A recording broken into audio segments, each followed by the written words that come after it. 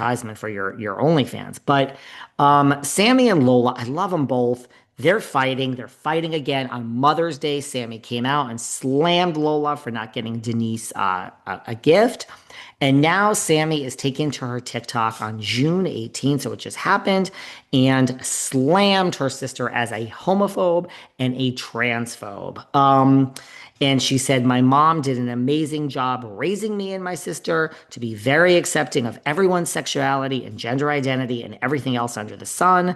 And this really isn't political. I tend to lean a little more conservative politically, but I believe that I really just believe everyone do whatever you want. So she actually went on and said, I don't know why everyone can't do anything they want. I don't care black, brown, white, purple, love, call yourself whatever, do whatever to yourself.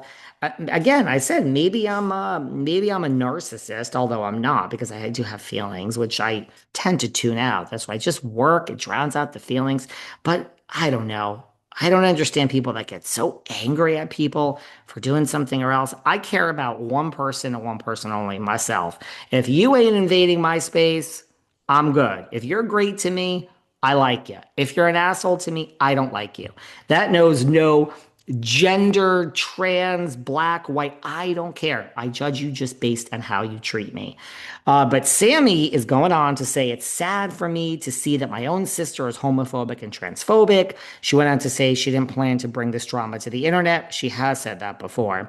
But her sister's posts are public for everyone to see. Lola, if you watch the show, has found God. Sammy said she's disgusted by the post and she's disgusted that her sister has conformed to her religion. And she understands that people have different beliefs, as do I. You believe what you want. I really don't care. She doesn't mean they need to be transphobic or racist or homophobic, and someone's sexuality is not blah, blah, blah.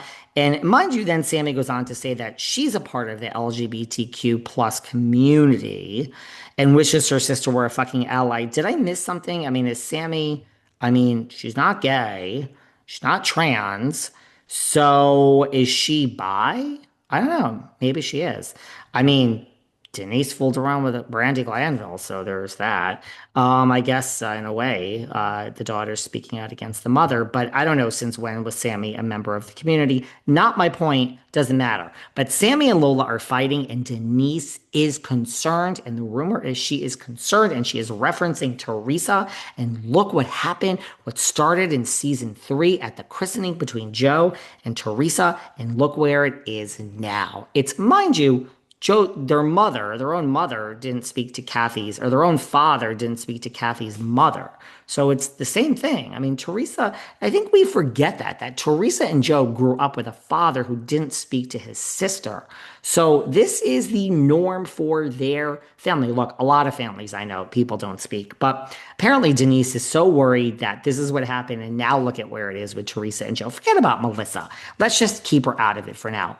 Teresa and her brother don't speak. And apparently Denise is extremely fearful because of Teresa and Joe not speaking that this is what's going to happen to Sammy and Lola. Welcome to reality TV, Denise. Sammy continued, it's honestly just disgusting, closed-minded behavior, blah, blah, blah. She's telling her to put that Bible down and it's Pride Month and blah, blah, blah. And she's addressing this man, this hater, and she's reposting it. And she's basically saying that oh, by the way, Lola blocked her. So there you go. That sounds familiar for Teresa and Joe. So she's blocked by her own sister, and she is now posting on TikTok and saying, if anyone sees this, send it to Lola. These are really strange times we live in, guys. Oh my God, I had dinner with my friend this week. We had no drinks, believe it or not. And just, she didn't even know what a labubu was because I told her how excited I was that I ordered my labubu. It's still en route from China. But she was like, what is that? She is so not online. And I'm like, I envy you. I envy anyone that is not online. I appreciate you guys for being online now in listening to this. But when I say not online, I don't mean podcasts because my friend does listen to a podcast. I just mean Instagram, TikTok. I'm telling you, it's so not the real world. And I understand how people end up taking their own lives. And I understand how people get so angry and they're fighting their point, but I don't know how to stress it enough. It's something, listen, every time I mention this, I get new clients. By the way, you don't have to book a whole package. We can do a one-off of business consulting, life advice, life coaching, podcast consulting, and a lot of lately everyone just wants to talk Bravo. It's not a joke. If you slip into my DMs, you can book me to talk private Bravo one-on-one via Zoom. Book me. But and especially on Patreon, you get a reduced rate. But it's something I work with people that tell me they want life advice. So many people have called me. They say that they're like angry at this one. It's just social media. It doesn't mean anything. I swear to you, I know for a fact. Housewives, I know them as people. They are miserable. This one posts this, and even people in relationships that are not famous, they are so miserable. And they post, and this one has a fucking gorgeous body, and that one has a fucking gorgeous body, and you're all jealous of their lives, and just don't be. Anyone that's happy out there, don't fucking compare yourselves to social. It's just so toxic. But anyway, get off your fucking soapbox, David. That's not the point of this goddamn show today. So anyway, apparently Denise is petrified and she doesn't know how to stop this now. And she doesn't think it's completely out of control, even though Lola blocked Sammy. But she is referencing Teresa and saying, I don't want my family to turn out like Teresa's. I don't blame you. Margaret, I know you're begging for a job at Bravo. Look, you're not Jennifer Aydin. Jennifer Aydin will never be back on Bravo. She'll never be back on NBC, any of the things. Kelly Dodd, she'll never be back on. It's nothing personal to either of these two ladies. It's just a fact. Bethany will never be back. Difference is she has hundreds of millions of dollars, but some say she's really broke. I doubt it. Margaret, you're in good standing in the network. They'll use you for things. I mean, you can't go on Love Hotel because you're married to the guy with a small dick, but hey, wife swap, it's going to be good for you. Don't troll for a job, Marge. You're above that. Go design something new, but don't put a whale on it. And Andy, I'm sorry you're freaking out.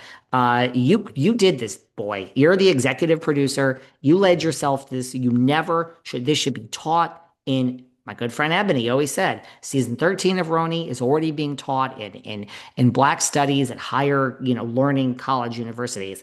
I think Bravo should be taught. I've said it twice. Bravo should be taught two things. Bravo should be taught in marketing courses like at Wharton Business School. I don't know what they did. It is so amazing. They're expert in marketing, their expertise. How? Because I mean, you look at Drag Race, these drag queens have millions more followers than Dorinda Medley. Bob the drag queen could smack you down with one sentence, Dorinda. The Bachelor, the numbers are so much bigger. Survivor, the numbers are bigger. Big Brother.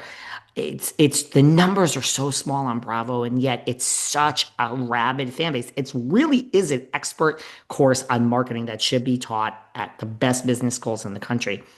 I think what not to do in business, we should also teach, and we should put Andy Cohen and Bravo and Francis Berwick and all the executives and the production company, Sirens, the production company Sirens, does New Jersey, they should be on one side, and Teresa Giudice should be on another side.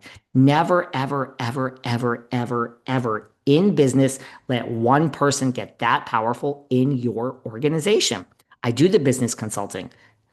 Slip into the DMs. Let's get it going. If you don't want to book a package, you don't need 7 sessions. We could do one-offs. I have so many one-offs, and then people come back. It's great. I have a great little community of people that I consult with, and I love you all.